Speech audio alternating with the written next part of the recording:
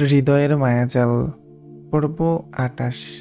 আপনাদের সাথে আমি আছি মাহিয়ান আহমেদ। তিন কবুলে মায়ার বিয়েটা সম্পূর্ণ হয়ে যেতেই শফিকুল ইসলাম নাদিমের হাতে মায়ার কম্পিত ঠান্ডা হাতটা সঁপে দিল। দুই পরিবারের উপস্থিতিতে ঘরোয়া বিয়ে সম্পূর্ণ হয়েছে মায়া আর নাদিমের।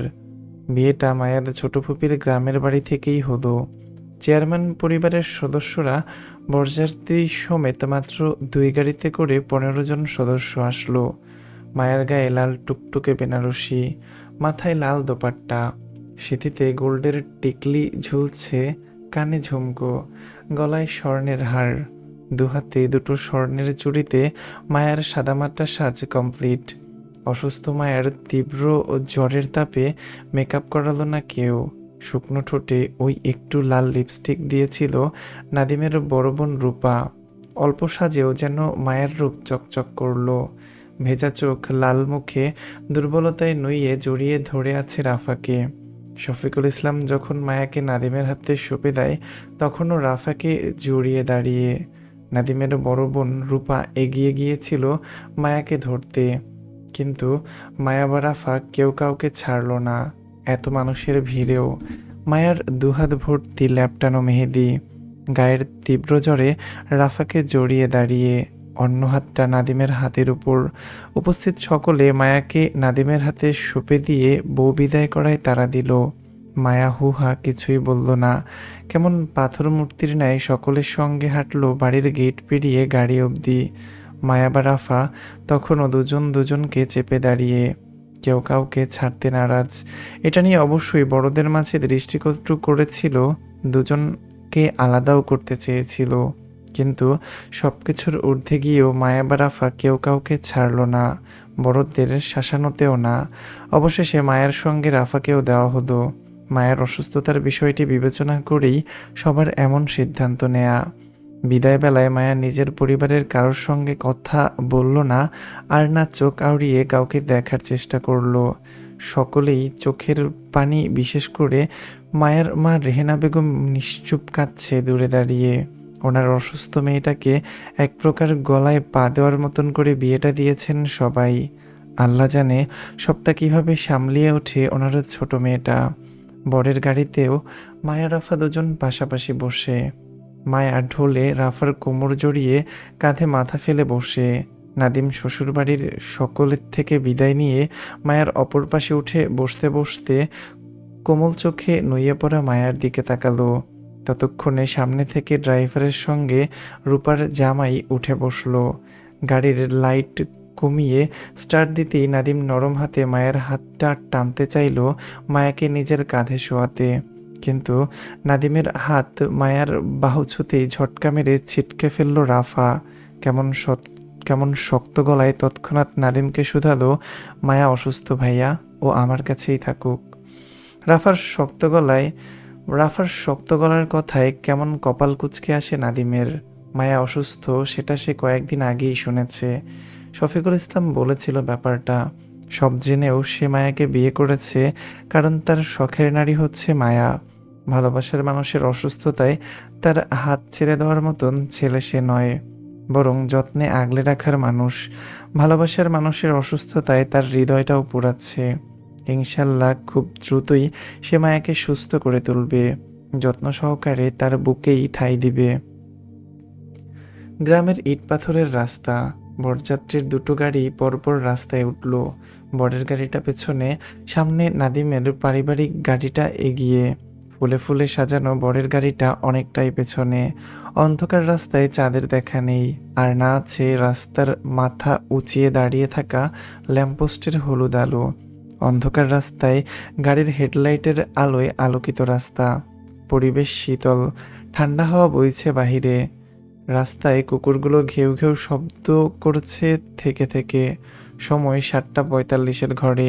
জনমানবহীন রাস্তাটা কেমন মধ্যরাতের নিশি লেগে আছে। এমন রাস্তায় সাই সাই করে ধুলো উড়িয়ে হঠাৎই বরের গাড়ির মুখোমুখি হলো পরপর ৩টে গাড়ি।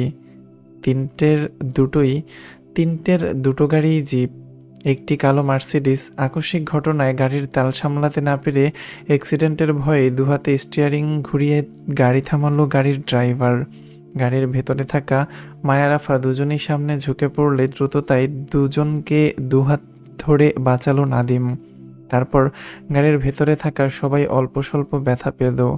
নাদিম হাতে ব্যথা পেয়েও মায়া রাফা দুজনকে ধরে ড্রাইভারের থেকে জানতে চাইবে কি হয়েছে, তার আগেই গাড়ির স্বচ্ছ গ্লাসের ভিতর দিয়ে চোখে পড়ল পরপর 3টে গাড়ি থেকে লাফিয়ে নামা দলবলের।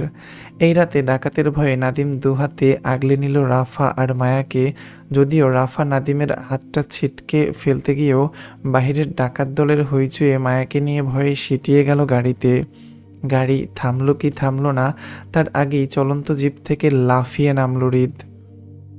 হিংস্রত্ব চেহারায় চোয়াল শক্ত করে তেড়ে বরের গাড়ির দিকে যেতে যেতেই পাশে থাকা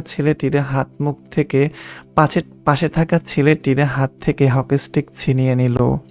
দু হাতে গায়ের জোরে প্রথমেই বাড়ি মারল ড্রাইভারের মুখোমুখি গ্লাসটিতে। ঝরঝর করা সীসার মতন গ্লাসটি ভেঙে যেতেই আঘাতপ্রাপ্ত হলো ড্রাইভার সহ নাদিমের দুলাভাই। ভয়ে পেছন থেকে চেঁচিয়ে উঠল রাফা। কারোর কিছু করার আগেই হৃদ পরপর আক্রমণ চালায় নাদিমের বসে থাকা পাশের গ্লাসটিতে। অসংখ্য কাচের টুকরো গাড়ির ভেতরে আছড়ে পড়তেই গাড়ির ভেতরেই সকলেই চেঁচিয়ে উঠল। মায়া তখনও বেঘরে রাফার কাঁধে ঢলে আছে, হুঁশে আছে, তবে উপস্থিত পরিস্থিতি দেখার মতন সচ্ছলতা নেই। শরীর নুয়ে তরতর করে কাঁপছে তীব্রতর। কানে এসেছে ডাকাত দলের হামলা করার খবরটি। তারপরও মাথা উঁচিয়ে দেখতে চাইল না ভয়ে, বরং রাফাকে জড়িয়ে আরও সিটিয়ে গেল সে। মায়া রাফা দুজনই কাঁদছে। বয়স্ক ড্রাইভার আকুতি মিনতি করছে এত মানুষ দেখে। নাদিম বা তার দুলাভাই গাড়ি থেকে বেরিয়ে কিছু করার সুযোগ পাচ্ছে না। চারপাশ থেকে ছেলেরা দা হকিস্টিক ছুরি হাতে নিয়ে দাঁড়িয়ে। তাই ভয়ে রূপার স্বামী কল লাগালো চেয়ারম্যান শ্বশুরের কাছে। রিসিভ হতেই ওপাশ থেকে কথা বলবে তার আগেই বিরতিহীন হৃদের আক্রমণে মুঠোফোনটি ছিটকে পড়ল গাড়িতে। হৃদের হুঙ্কার ছাড়া চিৎকারে গায়ের পশম দাঁড়িয়ে যাওয়ার মতন। হকিস্টিক তুলে একের পর এক গাড়ির কাচ ভাঙছে হিংস্রতায়। হুঙ্কারের চিৎকারে আওড়াচ্ছে হৃদ। আমি বলেছিলাম আমার সাথে বেইমানি করবি না, তারপরও কেন করলি বেইমানি? কেন আমার অসুস্থতার সুযোগ নিয়ে অন্যের বউ হয়ে গেলি? কেন? পুনরায় একই ভঙ্গিতে হৃদে প্রাণপূর্ণ শক্তিতে অপর দরজার কাছে বাড়ি দিতে দিতে চিৎকার করলো মায়ার নাম নিয়ে। মায়া, কেন করলি বেইমানি? কেন? কেন? হৃদের হুঙ্কারের চিৎকারের সঙ্গে পরপর গ্লাস ভাঙার শব্দটাও যেন ঝংকার তুলল চারপাশে। রাগে হিংস্রতায় কথাগুলো বলতে বলতে হৃদ দুহাতে আবারও বাড়ি বসালো দরজায়। ঝরঝরে গ্লাস ভেঙে যেতেই হৃদের চোখে পড়ল গাড়িতে বসা রাফার দিকে। এক হাতে হকিস্টিককে চেপে অপর হাতে তৎক্ষণাৎ গাড়ির দরজা টানলো খুলতে।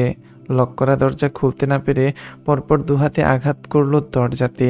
টেনে হেঁচড়ে হৃদ গাড়ির দরজা ভেঙে রাফাকে টেনে ছিটকে ফেলল মায়ার থেকে। রাফা হৃদের পায়ের কাছে মুখ থুবড়ে পড়তেই হৃদ আতঙ্কিত মায়ার হাতে থাবা বসালো বের করতে।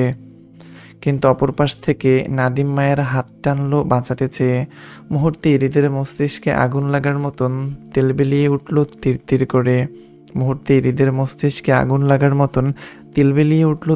করে। হৃদের চোখে পড়ল মায়ার পাশাপাশি নাদিমকে বর সেজে বসে থাকতে।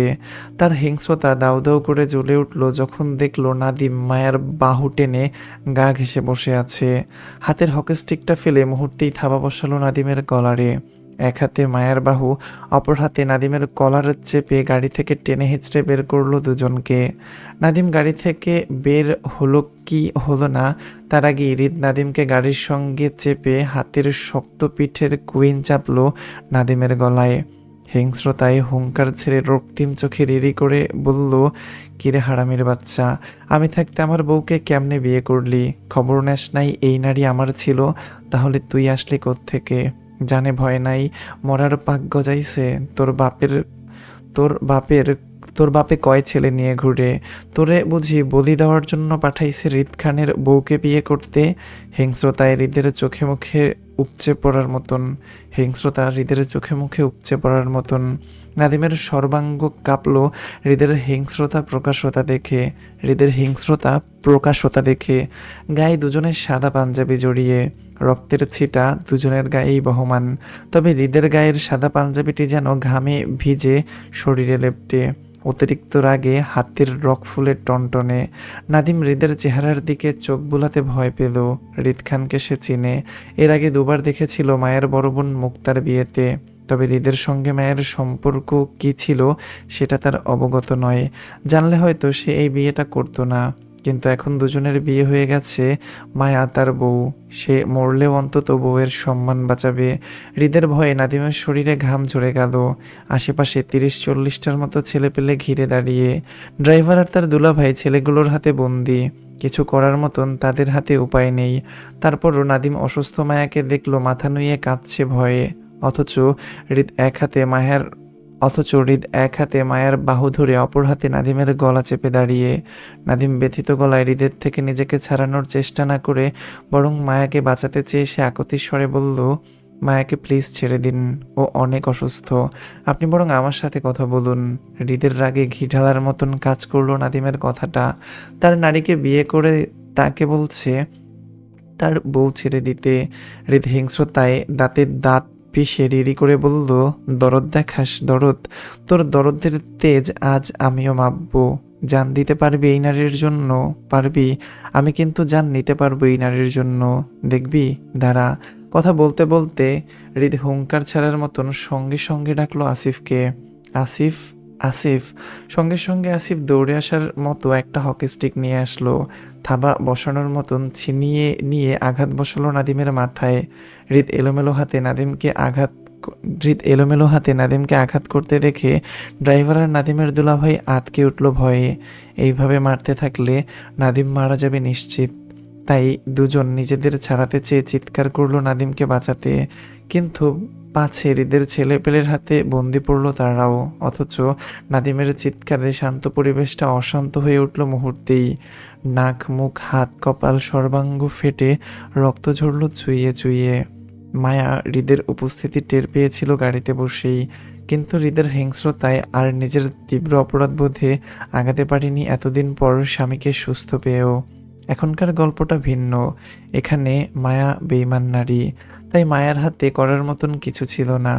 এই মুহূর্তে নাদিমকে মার খেতে দেখেও মায়া কিছু বলতে বা করতে পারল না, আর না জায়গা ছেড়ে নড়াচড়া করলো।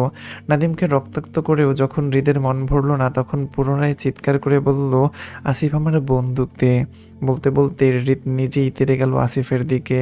থাবা মেরে আসিফের থেকে বন্দুক ছিনিয়ে নিয়ে মুহূর্তেই দুহাতে ট্রিগার টেনে অন করলো নাদিমের দিকে এগোতে এগোতে।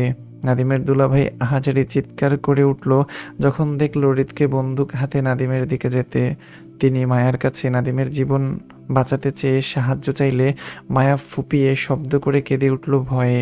মায়ার কান্না হৃদের কানে যেতেই হৃদ পথ ঘুরে যায়। নাদিমের দিকে তেড়ে যাওয়া পথ মায়ের দিকে ঘুরে যায়। এক হাতে মায়ের বাহু টেনে ঠাস করে গাড়িতে ঠেকালো পিঠ।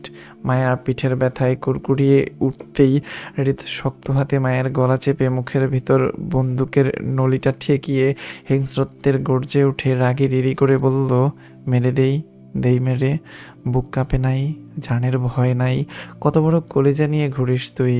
আমার বউ হয়ে অন্যের নামে কবুল বললি কিভাবে? আমার কথা মনে আসে নাই আমি ফিরবো, তুই জানতি না? আমার অসুস্থতার সুযোগ নিয়ে অন্যের বউ হয়ে গেলি? তোর বউ হওয়ার শখ? বউ বাসর করবি জামাইয়ের লগে? বাসর? তোর জামাইরে মেরে তোকে বিধবা বানিয়ে তারপর যাব আমি? কি ভেবেছিস আমি ফিরবো না? মরে গেছি, দেখ তোর জম হয়ে ফিরে এসেছি। এবার তোকে কে বাঁচাবে আমার থেকে? তোর জামাই? ওয়েট। হিংস্রতায় হৃদ হিতাহিত অজ্ঞ হয়ে পড়ল। সে যেন নিজের মধ্যে নেই। বিয়ে করা বউ তার ভালোবাসার মানুষ। সে বউকে যখন অন্য কেউ জড়িয়ে বসে থাকে, তখন দুনিয়া ধ্বংস করার মতন আগুন জ্বলে ওঠে ভেতরে। সব কিছু ভেঙে গুড়িয়ে দেওয়ার মতন তোলপাড় হয় মনে। আজ সে সঠিক সময় না আসলে তাহলে কি করতো তার বউ? অন্যের বাসরে ঘোমটা দিয়ে অপেক্ষা করত দ্বিতীয় স্বামীর জন্য। নিজের মনস্তাত্ত্বিক ভাবনায় খিচে পায়ের রক্ত মাথায় উঠে গেল হৃদের। দপদপ করে শিরা উপশিরায় জ্বলল হিংস্রতা। তার বউ তাকে জীবিত রেখে আরেকটা বিয়ে করে ফেলেছে, সেটাই যেন মানতে পারছে না সে। রাগে হিংস্রতায় জ্ঞান হারিয়ে হাতের বন্দুকটা মায়ার মুখ থেকে বের করে নাদিমের দিকে তাক করে গুলি করতে চাইলে মুহূর্তেই হাত টেনে ধরে মায়া। খোলা আকাশে গুলি ছুড়ে যেতেই হৃদের হিংস্রতা দ্বিগুণ প্রকাশ পায়। মুহূর্তের মাঝে মায়ার গালে থাপ্পড় পড়ল রাগে। পরপর একইভাবে দ্বিতীয় থাপ্পড়টা বসাতে বসাতে বলল, স্বামীর জন্য দরদ দেখাস, এত ভালোবাসা তোর, তাহলে আমার সাথে নাটক করলি কেন? তোরে বলছিলাম না আমার সাথে বেইমানি না করতে, তাহলে কেন করলি? আমাকে সস্তা পেয়েছিস এজন্য? কথাগুলো বলতে বলতে হৃদ পরপর আরও একটা থাপ্পড় বসায় মায়ার অপর গালে। মায়ার মাথায় টিকলি, গলার হাড়, দোপাট্টা টেনে ছিঁড়ে ফেলতে ফেলতে হৃদ একইভাবে বলল, এসব কি পড়েছিস তুই? খোল, খোল সব। আমি কি ভালোবাসতাম না তোকে? কেন অন্যের বউ হতে গেলি? কেন আমার ভালোবাসাটাকে কেন আমার ভালোবাসাটাকে হারাই করে দিলি? হারাই করে দিলি? কেন বিয়ে করলি? মরে যেতি, তারপরও এই বিয়ে কেন করলি তুই? মায়ের ঠোঁটের লিপস্টিক লেপ্টে পাঞ্জাবির হাতা দিয়ে হৃদ ডলে ডলে পরিষ্কার করতে করতে বলল, এই লিপস্টিক কার জন্য পরেছিস তুই? জামাইয়ের জন্য। আমি আদর করতাম না তোকে? তাহলে কেন বউ সাজতে গেলি? তোর স্বাস্থ্য আমার জন্য ছিল, তাহলে সেখানে কেন অন্য কাউকে আসতে দিলি? এই শাড়ি ওই ছেলে দিয়েছে না তোকে? খোল, খোল এটা, খোল। বলতে বলতে হৃদ দুহাতের থাবায় মায়ের গায়ের বেনারসি টেনে খুলতে চাইলে মায়া ইজ্জতের ভয়ে তৎক্ষণাৎ দুহাতে হৃদকে জাপটে ধরে ফুপিয়ে কেঁদে উঠে আকুতির স্বরে বলল, প্লিজ আমাকে অসম্মান করবেন না এতগুলো মানুষের সামনে। আমি আপনার থেকে অনেক দূরে সরে যাব, আমি আসবো না সামনে। তারপর আমাকে অসম্মান করবেন না প্লিজ, আমি আপনার পায়ে পড়ছি, দয়া করুন প্লিজ। মায়ের কথাগুলো শেষ হতে হতে হৃদ মায়াকে ছিটকে নিজের থেকে দূরে সরিয়ে ফেলতে ফেলতে বলল, তুই নোংরা হয়ে গেছিস, তোর শরীরে নোংরা হয়ে গেছে। এই শরীরে অন্য পুরুষের ছোঁয়া লেগেছে, এই শরীরে অন্য পুরুষের ছোঁয়া লেগে আছে, তাই এই শরীর নিয়ে কখনো আমাকে ছুঁতে আসবি না। আমার জন্য তুই অপবিত্র হয়ে গেছিস। তোকে। হৃদের কথা শেষ হওয়ার আগেই পেছন থেকে হৃদের উপর আক্রমণ করলো কেউ। হৃদ বুঝে ওঠার আগেই জুয়ের বাবা সাজিদুল ইসলাম হৃদের কাঁধ টেনে মুখ বরাবর ঘুষি বসাতেই বামে ঝুঁকে গেল হৃদ। মায়া আতঙ্কে উঠে সাজিদুল ইসলামকে থামাতে চাইলে তিনি মায়াকে হাতের ধাক্কায় দূরে সরিয়ে ফেলে পুনরায় হৃদকে ধরতে যাবে, তার আগেই হৃদ ওনার হাত চেপে মুচড়িয়ে পরপর ঘুষি বসালো জুয়ের বাবা সাজিদুল ইসলামের মুখে। মায়ার চিৎকার আর থমথমে পরিবেশে সকলে থমকে দাঁড়িয়ে গেল। বরের গাড়িতে ডাকাত পড়েছে খবরটা শুনে সাজিদুল ইসলামের সঙ্গে মায়ার পরিবারের সকলেই লাঠিসোঁটা নিয়ে এসেছিল টর্চ হাতে। জুয়ের বরের গাড়িতে ডাকাত পড়েছে খবরটা শুনে সাজিদুল ইসলামের সঙ্গে মায়ের পরিবারের সকলেই লাঠিসোঁটা নিয়ে এসেছিল টর্চ হাঁটতে। মায়ার বাবা মা, ফুপা ফুপিরা, জুইয়ের মা সকলেই থমকে আছে উপস্থিত পরিবেশ দেখে। হৃদের হাতে বেদম মার সাজিদুল ইসলামকে খেতে দেখে চিৎকার করে এগিয়ে গেল জুই ও ওর মা। মুহূর্তেই সাজিদুল ইসলামের উপর মা মেয়ে দুজনেরই আড়াআড়িভাবে পড়তে দেখা গেল বাঁচাতে চেয়ে। আসিফ বাধ্য হয়ে এগিয়ে এলো হৃদের দিকে। ছেলেপেলেদের নিয়ে হৃদকে দুহাতে জাপটে ধরে আটকালো মায়ার পরিবারকে আঘাত করতে না দিয়ে। কারণ হৃদের মায়ার পরিবারকে আঘাত করায় দৃষ্টিকটুর দেখাচ্ছে, তাই এই মুহূর্তে মায়ার বাবাও যদি সাজিদুল ইসলামকে বাঁচাতে চেয়ে এগোয় তাহলে হয়তো তিনিও রেহাই পেত না হিংস্রতর হৃদের হাত থেকে। তিনি চোখ মুখ শক্ত করে হৃদের দিকে তাকিয়ে, তারপর চোখ ঘুরালো রক্তাক্ত অবস্থায় পড়ে থাকা নাদিমের দিকে তাকিয়ে।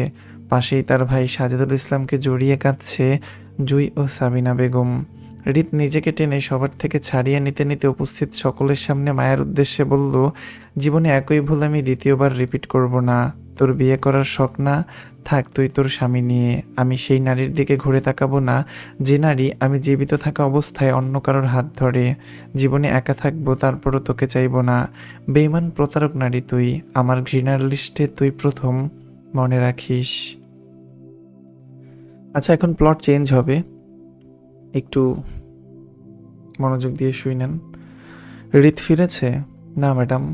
ঘাড় ঘুরিয়ে এক পলক ড্রয়িং রুমের বড় ঘড়িটায় সময় দেখে সুফিয়া খান।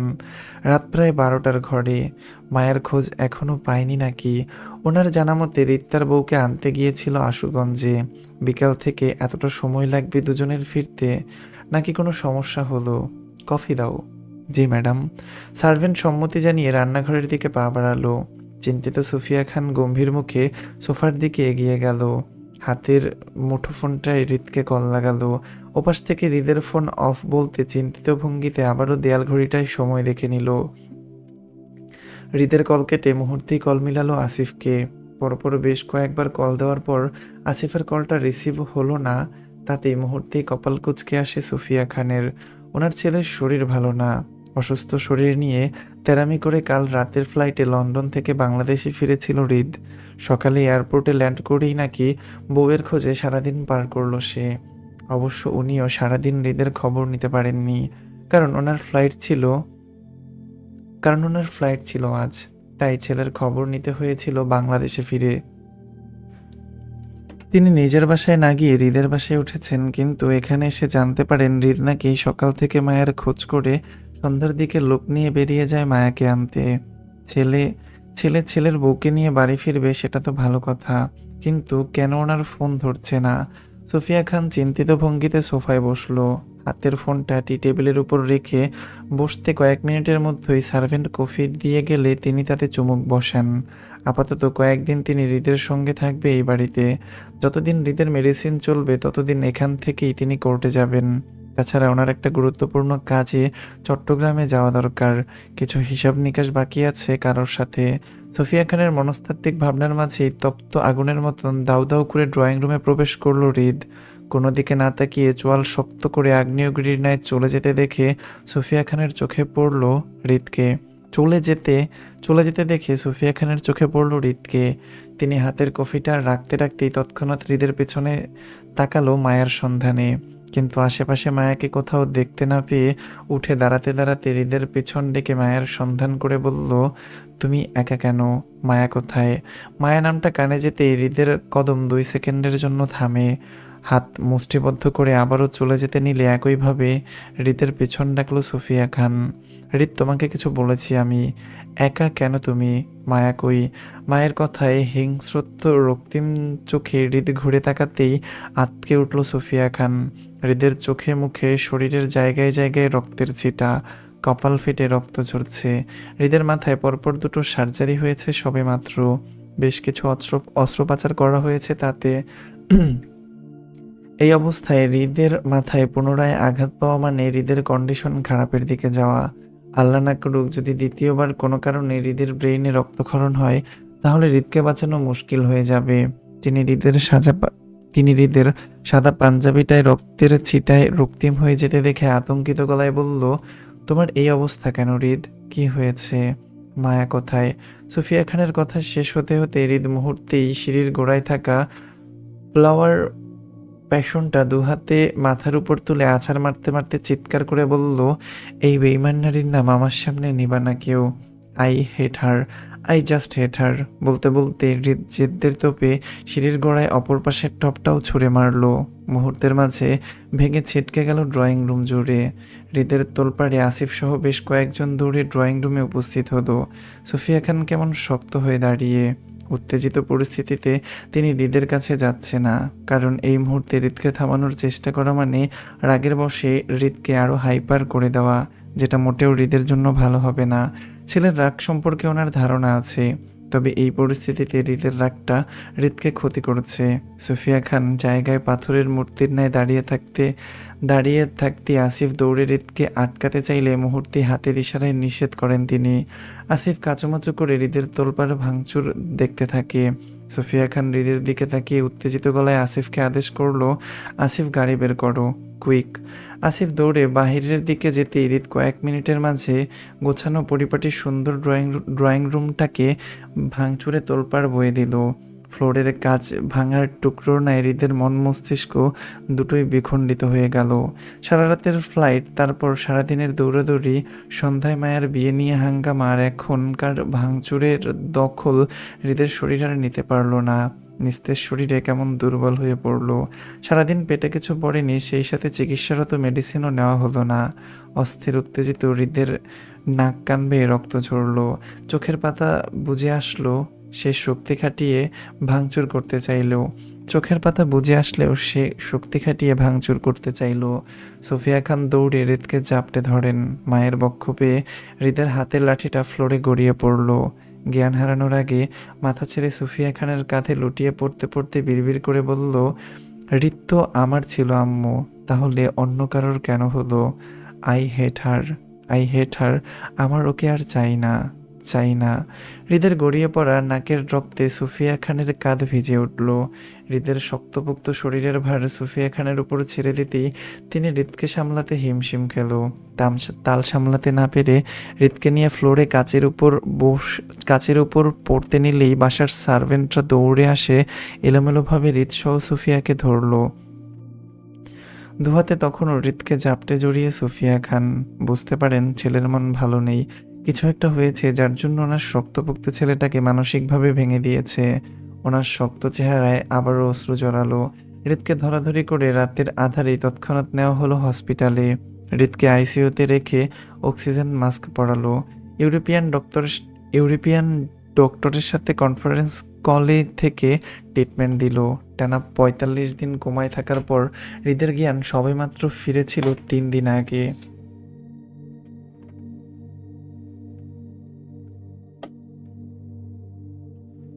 এই অবস্থায় হৃদ মানসিক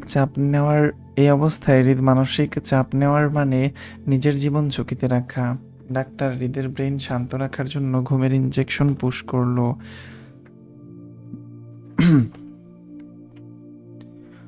ডক্টররা সুফিয়া খানকে জানায় হৃদকে কয়েকদিন ঘুমের মধ্যে রাখতে হবে, তাতে হৃদের মস্তিষ্ক শান্ত থাকবে, নয়তো পেশেন্টের অবস্থা আরও খারাপের দিকে যেতে পারে। সুফিয়া খান নীরব সম্মতিতে ডক্টরের কথা মেনে নেন। উনি ছেলের ভালো চায়।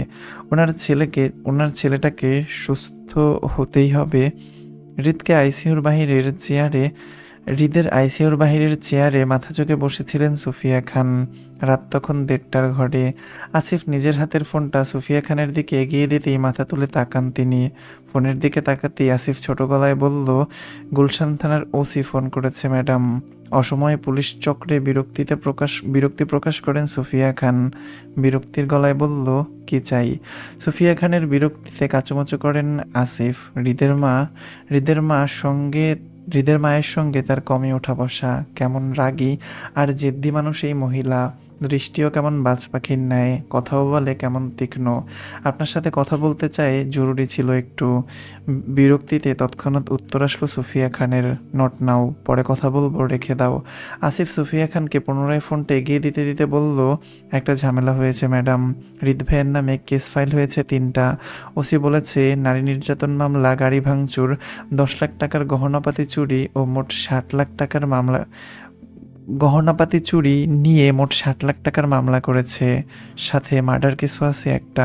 ৩টা মামলা নাকি আশুগঞ্জ থানা থেকে গুলশান থানায় ট্রান্সফার হয়েছে এই রাতে। সেজন্য ওসি সাহেব আমাদেরকে কল করে বিষয়টা জানাচ্ছেন। হৃদ ভাই তো অসুস্থ, আপনি যদি দেখতেন বিষয়টা। আসিফের কথায় কেমন তেতে উঠল সুফিয়া খান।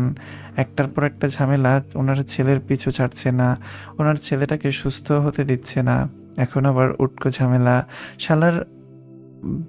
শালার বেটারা মরার আর জায়গা পেল না। ভাবছিলাম হাত নষ্ট করব না, আমারে মাঠে না নামাইলে কারোর শান্তি নাই। দে ফোন দে। কথাগুলো বলতে বলতে আসিফের হাত থেকে ফোনটা এক প্রকার ছিনিয়ে নেওয়ার মতন করে কানে তুলল তিনি। থানার ওসিকে কিছু বলতে না দিয়ে সুফিয়া খান বললেন, শুনেন ওসি সাহেব, আপনার কাছে হৃদ খান নামে কোনো মামলা আসে নাই এখন পর্যন্ত। বাকিটা কি করতে হবে আপনি ভালো জানেন। বুদ্ধিমান লোককে কিছু বলতে হয় না আশা করছি। ফোনের ওপাশ থেকে ওসি সাহেবের গমগমের উত্তরে বলল, জি মিসেস খান, বুঝতে পেরেছি, কিছু বলতে হবে না। আসলে আপনি না বললেও আমরা এই মামলাগুলো হাতে নিতাম না। দোয়া করবেন তাতেই হবে। হৃদ খানকে সালাম দিবেন আমার। রাখছি। কল কেটে যাওয়ার আগেই সুফিয়া খান ওসির উদ্দেশ্যে বলল, শুনেন ওসি সাহেব, ফোন রাখলে হবে না, আপনার কাজ এখনো শেষ হয়নি। আসলে আমার ছেলেটা একটু অসুস্থ, আর অসুস্থ ছেলেটা আমার ইমোশন। এখন কেউ যদি আমার ইমোশন নিয়ে টানাটানি করে, তাহলে সেটা আমার মোটেও ভালো লাগবে না। আপনি এক কাজ করেন, আশুগঞ্জ থানার নাম্বারটা আমাকে সেন্ড করেন। সেই সাথে থানায় ফোন করে জানাবেন, মামলা দায়ের করা বাদী জনাব জামাল শোক মামলাদার, আচ্ছা ওয়েট, আশুগঞ্জ থানার নাম্বারটা আমাকে সেন্ড করেন, সেই সাথে থানায় ফোন করে জানাবেন মামলা দায় করা বাদী জনাব জামাল শওকত চেয়ারম্যান একজন মোস্ট ওয়ান্টেড ক্রিমিনাল, তাকে যেন থানায় আটকে রাখা হয়। আসলে আমি ওনার সাথে সাক্ষাৎ করতে চাই, বুঝেছেন? সুফিয়া খানের কথায় তৎক্ষণাৎ সম্মতি জানান ফোনের ওপাশে থাকা ওসি সাহেব। জি ম্যাডাম, হয়ে যাবে। ধন্যবাদ ওসি, তবে আপনার খেয়ালও রাখা হবে, চিন্তা করবেন না, আমার লোক যাবে আপনার খেদমতে। ওপাশের ওসি সাহেব খুশিতে উৎফুল্লতা দেখিয়ে বললেন, আপনার দোয়াই আছি ম্যাডাম। কল কেটে যেতেই আসিফের হাতে ফোনটা তুলে দিতেই সুফিয়া খান কপাল কুঁচকে তাকান আসিফের দিকে। কিছু একটা ভেবে বললেন, তুই আমার সাথে যাবি নাকি হসপিটালে থাকবি হৃদের সঙ্গে, কোনটা? আসিফ সুফিয়া খানের কথায় দ্বিমনা করে বলল, আমি আপনার সাথে যাই ম্যাডাম। রাদীপ ভাই তো বলেছেন তিনি আসছে হৃদ ভাইয়ের সঙ্গে রাত্রে থাকবে এখানে, আপনার হয়তো আমাকে প্রয়োজন পড়তে পারে। সুফিয়া খান হাতে ফোনটা আসিফকে দিয়ে বলল, তোর আরও বড় হতে হবে আসিফ, অল্প ব্রেইনে হৃদকে কীভাবে হ্যান্ডেল করিস। যাই হোক, তোর প্রয়োজন আপাতত আমার ছেলে অবধি থাক, সকালে দেখা হবে, খেয়াল রাখিস, আসছি। সুফিয়া খানকে হসপিটালের করিডোর ধরে চলে যেতে দেখেই আসিফ সেদিকে কেমন হতভম্ব হয়ে তাকায়। হৃদ ভাইয়ের মা তার কাছে সাধারণ কোনো নারী মনে হয় না। ওনার চালচলন, কথাবার্তা, শান্ত মস্তিষ্কের ডিসিশনে যে কোনো মানুষকে মেরে ফেলার ক্ষমতা রাখেন তিনি। ছেলের নামের মামলাগুলো কেমন মুহূর্তেই ধামাচাপা দিয়ে দিলেন তিনি। উল্টো মামলা দায়ী করা বাদী চেয়ারম্যানকেও ফাঁসিয়ে দিল মোস্ট ওয়ান্টেড ক্রিমিনাল বলে। এরা মা ছেলে পারে না এমন কোনো কাজ নেই। এদের পেছন থেকে মাঝে মধ্যে আসিফের রুহ কেঁপে ওঠে এদের কর্মকাণ্ডে। আল্লাহ জানে এবার চেয়ারম্যান পরিবারের কি হয়। সুফিয়া খান আশুগঞ্জে যাওয়ার মানে চেয়ারম্যান পরিবারের কপালে শনি লটকানো। রাত 3:30টার ঘড়ি। অন্ধকার রাতে সাদা গাড়িটি এসে থামলো আশুগঞ্জ থানার সামনে। তাড়াহুড়োয় ড্রাইভার গাড়ি থেকে নেমে পেছনের দরজা টেনে ধরতেই গাড়ি থেকে বের হন পরিপাটি সুন্দর সুফিয়া খান। বয়স্ক ড্রাইভারের হাইটে সুফিয়া খানকেও বয়স্ক ড্রাইভারের হাইটে সুফিয়া খানকেই লম্বা দেখালো। তিনি আশেপাশে তীক্ষ্ণ দৃষ্টিতে তাকিয়ে সোজা হাঁটলো থানার ভেতরের দিকে। ড্রাইভার শব্দ করে গাড়ির দরজা আটকাতেই সুফিয়া খানের পেছন পেছন আরও 2জন লোক হাঁটলো সেদিকে। একজন সুফিয়া খানের পার্সোনাল অ্যাসিস্ট্যান্ট তারেক, বয়স হৃদের পাশাপাশি হবে, তবে হালকা পাতলা, ছেলেটি খুবই মেধাবী। প্রফেশনাল উকিল হলেও গোপনে সে একজন দক্ষ হ্যাকার। হাতের চালানে পারে না এমন কোনো কাজই নেই। তারেক নামক ছেলেটিকে আপাতত সবাই সুফিয়া খানের পার্সোনাল অ্যাসিস্ট্যান্ট হিসাবেই চিনে। এই মুহূর্তে চোখে মোটা চশমা পরে হাতে মোটা ফাইলগুলো নিয়ে সেও সুফিয়া খানের পিছন পিছন যাচ্ছে পুলিশ স্টেশনের ভেতরে। অপর পাশে আর্মির মেজর নওয়াজ হাসান। মধ্যরাতে তিনজনই পুলিশ স্টেশনে প্রবেশ করতেই থানার পুলিশ এগিয়ে আসেন সেদিকে। সুফিয়া খানের সঙ্গে কুশলাদি বিনিময় করার মাঝে সুফিয়া খানের চোখে পড়েন চেয়ারে বসা চেয়ারম্যান সাহেবকে। সুফিয়া খান সবাইকে এড়িয়ে সেদিকে যান। পাশের চেয়ারটা টেনে জামাল চেয়ারম্যানের মুখোমুখি বসতে বসতে হেয়ালি করে বলেন, আরে চেয়ারম্যান সাহেব যে, কেমন আছেন আপনি? আপনার টানে আশুগঞ্জ অব্দি চলে আসলাম। তা ভালো আছেন আপনি? সব ঠিকঠাক? সুফিয়া খানের হেয়ালি কথায় কেমন তেতে উঠল জামাল সাহেব। তিনি এসেছিল ওনার ছেলে আর ছেলের বউকে মারার দায়ে মামলা করতে, কিন্তু এখানে আসার পর উল্টো ওনাকে আটকে রেখেছে ক্রিমিনাল বলে। উনি বুঝতে পারছে না এই মহিলার কথায় আর ওনার লোকদের এত রাত অবধি থানায় আটকে রাখা হয়েছে। ওইদিকে ওনার অসুস্থ ছেলেটা জীবন মৃত্যুর মুখে পড়ে লড়াই করছে, উনি সেখানেও যেতে পারছে না এই মহিলার জন্য। আর এখানে এসে এই মহিলা ওনার সাথে হেয়ালি করেছে। জামাল সাহেব তেতে উঠে বললেন, আমাকে আটকে রাখলে ভেবেছেন আমি ভয় পাবো? আপনার গুন্ডা ছেলেকে জেলের ভাত খাইয়ে ছাড়বো আমি। জামাল সাহেবের কথায় সুফিয়া গা ছেড়ে চেয়ারে বসতে বসতে পায়ের উপর পা তুলল, হেয়ালি করে বলল, কি চেয়ারম্যান সাহেব, এটা কেমন কথা? আমি আপনার সাথে কথা বলছি আর আপনি আমার ছেলেকে টানছেন। This is not done. মা এসেছে, তার সাথে কথা বলুন না। শুধু শুধু এসবে ছেলেকে কেন টানছেন? সুফিয়া খানের হেয়ালি কথাগুলো যেন জামাল সাহেবকে উত্তেজিত করেছে বারবার। তিনি রেগে চিল দিয়ে বললেন, কারণ আপনার ছেলে একটা গুন্ডা সন্ত্রাসী, তাই। সুফিয়া খান আগের ন্যায় হেয়ালি করে বলল, আপনি আমার ছেলের বউকে নিজের ছেলের বউ করে নিয়ে যাবেন আর আমার ছেলে গুন্ডামি করলেই দোষ? ধরেন আপনার বউকে যদি আমার স্বামী বিয়ে করতে চায়, তাহলে আপনি কি করবেন? আপনার সুফিয়া খানের কথা শেষ হওয়ার আগেই জামাল সাহেব চেতে উঠে চিৎকার করে বলল, আপনি বেশি বাড়াবাড়ি করছেন। জামাল সাহেবকে উত্তেজিত হতে দেখে দারুণ হাসল সুফিয়া খান। হেয়ালি করে বলল, আপনার আপনার বুড়ো রক্ত এত গরম হলে আমার ছেলের জোয়ান রক্ত কতটা গরম হওয়ার দরকার চেয়ারম্যান সাহেব। আপনি বুইড়া বয়সে বউয়ের ভাগ বসাতে চান না, তাহলে আমার জোয়ান ছেলে কেমনে পারবে? আচ্ছা ধরেন আপনার ভালো ছেলেটা যদি হঠাৎ করেই হসপিটাল থেকে গায়েব হয়ে যায়, তাহলে এত ভালো মানুষই দিয়ে কি করবেন? শুনেন চেয়ারম্যান সাহেব, জীবনে কিছু সময় গুন্ডা হওয়া খারাপ কিছু না। আপনাকে একটা কথা বলি, মনোযোগ দিয়ে শুনবেন। বারবার রিপিট করব না, কিন্তু একবারই মনোযোগ দিবেন, কেমন? সুফিয়া খানকে শেষ করতে না দিয়ে থানার মধ্যে চিল্লাচিল্লি শুরু করলো জামাল চেয়ারম্যান। তিনি টাকার দাপট দেখাতে লাগলো সুফিয়া খানের সামনে। তীক্ষ্ণ দৃষ্টিতে চেয়ারম্যান সাহেবের দিকে তাকিয়ে শান্ত থাকলেন সুফিয়া খান। চেয়ারম্যান সাহেব বলতে লাগলেন, আপনার মতন মানুষদের আমার চেনা আছে। 12 বছর ধরে চেয়ারম্যানই করছি আমি। আপনার মতো 2-4টে টাকাওয়ালা মানুষকে উড়াই দেবার মতন ক্ষমতা রাখি আমি। মেয়ে মানুষের মতো থাকেন, অযথা একটা পুরুষের সাথে কুলাতে পারবেন না। আপনার ছেলেকে আমি জেলের ভাত খাইয়ে ছাড়বো। চেয়ারম্যান সাহেবের কথায় তিনি কেমন সুন্দর হাসলো, যেন মজার কিছু শুনতে পেয়েছেন তিনি। পা নামিয়ে তিনি কনস্টেবলের এগিয়ে দেওয়া চায়ের কাপটি হাতে তুলতে তুলতে বলল, আপনি আমার ছেলেকে জেলের ভাত খাওয়াবেন ভালো কথা, কিন্তু তার জন্য তো আপনাকে আগে একটা কেস ফাইল করতে হবে। কারণ বাংলাদেশের সংবিধান অনুযায়ী আপনি কোনো কেস না করে কাউকে জেলের ভাত খাওয়াতে পারবেন না, এটা আইনে নেই। তাছাড়া আপনাকে তো থানায় আটকে রাখা হয়েছে ড্রাগস মামলার দায়ে। আপনি নাকি নারী পাচার করেন, দেশের নাবালক স্টুডেন্টের হাতে ড্রাগ সাপ্লাই করেন। আপনার ছেলের নামে 156টি attempt to murder case file পাওয়া গেছে। শুনলাম আপনি নাকি এলাকায় দুর্নীতি করে চেয়ারম্যান হয়েছেন। সত্যি? আপনাকে তো ভালো মানুষ মনে করেছিলাম আমি, অথচ শেষ পর্যন্ত আপনি আর আপনার ছেলেরা সন্ত্রাসী গডফাদার বের হয়েছেন। এই করে বেড়ান বুঝি এলাকায়? ছোট বড় 156টা মামলা ফাইল খুঁজে পাওয়া গেছে আপনাদের নামে। সব ফ্লেভারেরই মামলা আছে দেখছি। ছি ছি, এসব করে বেড়ান আপনারা? সুফিয়া খানের কথায় কেমন হতভম্ব আর হতবাক হয়ে যায় জামাল সাহেব। ওনার জীবনে কোনো মামলা নেই, ওনার পরিবার যথেষ্ট ভালো আর রক্ষণশীল পরিবার, সেখানে এতগুলো মামলা আসবে কোথা থেকে? জামাল সাহেবের বুঝতে দেরি নেই যে সুফিয়া খানের কারসাজি এসব। তিনি রেগে মেগে চেয়ারে বসা অবস্থায় টেবিলে থাপ্পড় দিয়ে চেতে উঠে বলল, আপনি মিথ্যা মামলা কাহিনী সাজাচ্ছেন আমার পরিবারের নামে। মনে করেছেন আমি ভয় পাবো আপনার কথায়? আপনারা যা খুশি করেন, আমিও এর শেষ দেখে ছাড়বো।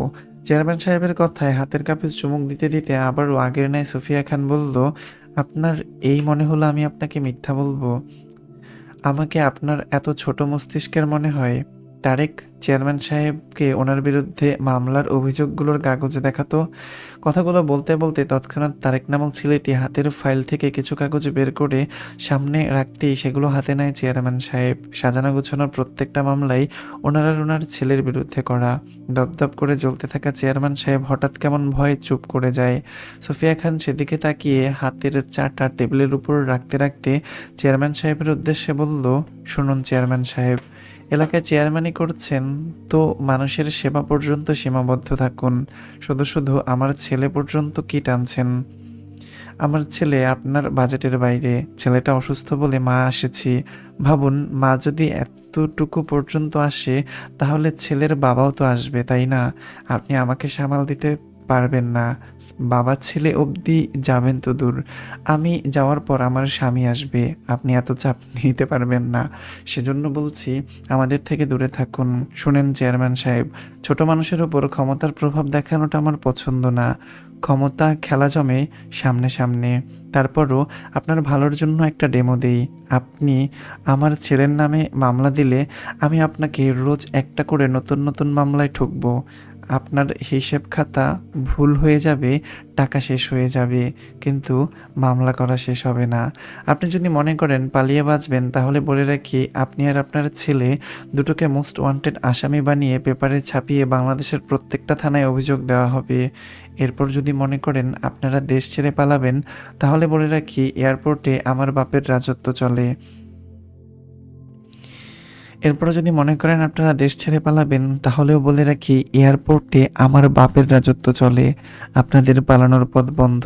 ছেলের আমেরিকার ভিসা দিয়ে কি করবেন যদি ছেলেটাই না বাঁচে? আমার ছেলেটা অনেক দিন অসুস্থতার পর বাংলাদেশে ফিরেছে বউয়ের টানে। সেই বউকে নাকি আপনার ছেলে বিয়ে করে নিল। স্বামীর জীবিত অবস্থায় বউয়ের দ্বিতীয় বিয়ে করা জায়েজ না, আইনগত দিক থেকে অপরাধ। আপনি কয়টা মামলা সামলাবেন? কার কার কাছে যাবেন? আপনি যার কাছেই যান না কেন সে আমারই লোক হবে। তারপরও আপনার সান্ত্বনার জন্য চেষ্টা করে দেখতে পারে তারপর একটু চোখ ঘুরিয়ে দেখবেন।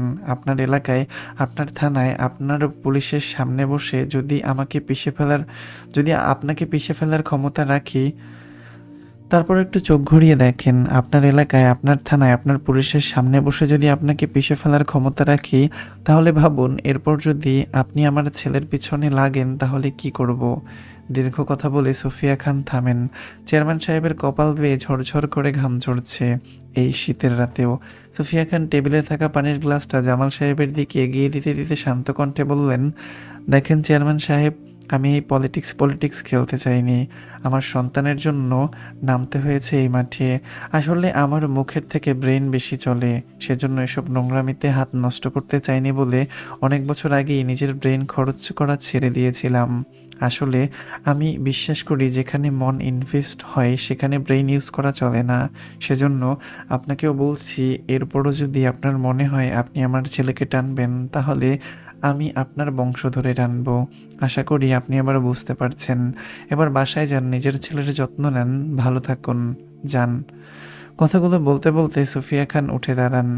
ওনার আশুগঞ্জে আরও একটা কাজ বাকি, সেটাই করতে হবে।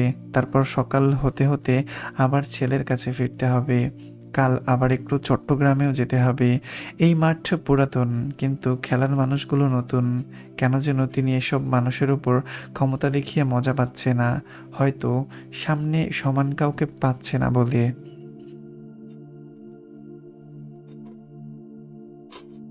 আচ্ছা, প্লট এখানে কিন্তু আবার চেঞ্জ হয়েছে, একটু মনোযোগ দিয়ে শুনেন।